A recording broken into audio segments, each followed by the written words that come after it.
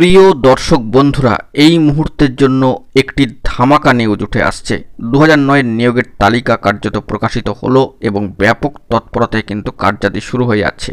এবং এখানে একটি কথা না বললেই নয় যে শেষ হাসি কিন্তু পিটিশনার, যিনি পিটিশনার রয়েছেন তিনিও কিন্তু শেষ হাসিটা হাসতে পারলেন একমাত্র কাট অফ ডেটের মধ্যেই মামলা দাখিল করতে পেরেছিলেন বলে। দারুণ ভালো ব্রেকিং নিউজ উঠে আসছে, সবটাই আলোচনা করছি। ভিডিওটিকে কোনোভাবে কিন্তু স্কিপ করবেন না, চ্যানেলটিকে অতি অবশ্যই সাবস্ক্রাইব করে নিয়ে সঙ্গে থাকবেন। চলুন কথাবার্তা না বাড়িয়ে আমরা মূল টপিকে ফোকাস করি। বন্ধুরা, প্রাথমিকে 2009 নিয়োগ থেকে ধামাকা নিউজ উঠে আসছে, বড়সড় খবর আপডেট, যেখানে নির্ধারিত মহামান্য কলকাতা হাইকোর্টে অনারেবল জাস্টিস রাজাশেখর মান্থা মহাশয়ের বেঁধে দেওয়া কাট অফ ডেটের মধ্যেই নিজেকে যোগ্য এবং বঞ্চিত মনে করে যারা কোর্টের দ্বারস্থ হয়েছিলেন, সেই কাট অফ ডেটের মধ্যে থেকেই মামলাকারীরা কিন্তু এবার চাকরি পেলেন। এক্ষেত্রে মালদা 2009 প্রাথমিকের রিক্রুটমেন্ট প্রসেসের ক্ষেত্রে ইতিমধ্যেই কিন্তু সেই তালিকা চলে এসেছে এবং আমরা দেখেছি বিগত 11/2/2025 এবং 12/2/2025 দাঁড়িয়ে অত্যন্ত তৎপরতার সাথে কিন্তু সেই কার্যাদি বা প্রসিডিওর চলেছে ডকুমেন্টস ভেরিফিকেশনের ক্ষেত্রে।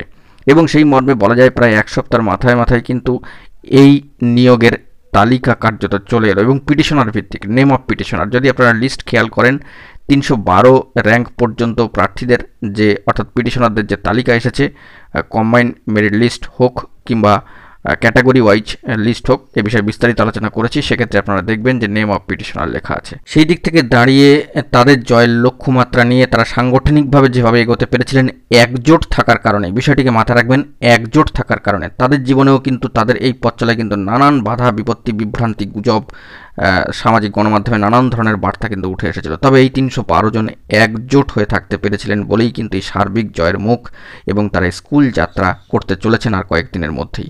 বড়সড় পদক্ষেপ ইতিমধ্যেই মালদা ডিপিএসসি 2009কে কেন্দ্র করে। সম্মানীয় চেয়ারম্যান সাহেবকেও কিন্তু অত্যন্ত কুর্নিশ ধন্যবাদ জানাতেই হচ্ছে। তাদের তৎপরতায় যাবতীয় বিষয়টি কিন্তু অত্যন্ত সুষ্ঠুভাবে সম্পন্ন হলো। কার্যত এক সপ্তাহের ভেরিফিকেশনের মাথায় লিস্ট চলে এলো এবং সেই দিক থেকে 312 নম্বর পিটিশনে যিনি রয়েছেন, নেম অফ পিটিশনার যিনি রয়েছেন, তিনিও কিন্তু শেষ হাসিটা হাসতে পারলেন। অবশ্যই যাবতীয় ডিটেলস দেওয়া রয়েছে ওয়েবসাইটে, আপনারা সেগুলো চেক করে দেখে নিতে পারেন এবং অবশ্যই এই বিষয়ে কনসার্ন যারা রয়েছেন তারা কিন্তু সমস্ত বিষয়টিকে একটু খেয়াল করবেন। পিটিশনার হওয়া মানে নির্ধারিত মহামান্য কলকাতা হাইকোর্টের বেঁধে দেওয়া কাট অফ ডেটের মধ্যেই যারা নিজেদেরকে বঞ্চিত, যোগ্য বঞ্চিত মনে করে কোর্টের দ্বারস্থ হতে পেরেছিলেন, তাদের ক্ষেত্রেই কিন্তু এই বার্তা যে তারা অত্যন্ত সচেতন ছিলেন এবং মামলার সাথে যুক্ত ছিলেন। দীর্ঘ আন্দোলন, কঠোর পরিশ্রম এবং নানান ধরনের বাধা বিপত্তি এড়িয়ে তবেই কিন্তু তারা এই জায়গাটি আজকে পেয়েছেন। এই বিষয়টি মাথায় রাখতে হবে। অবশ্যই শেষ যিনি পিটিশনার তিনিও কিন্তু শেষ হাসিটা হাসলেন এই তালিকা প্রকাশের সাথেই।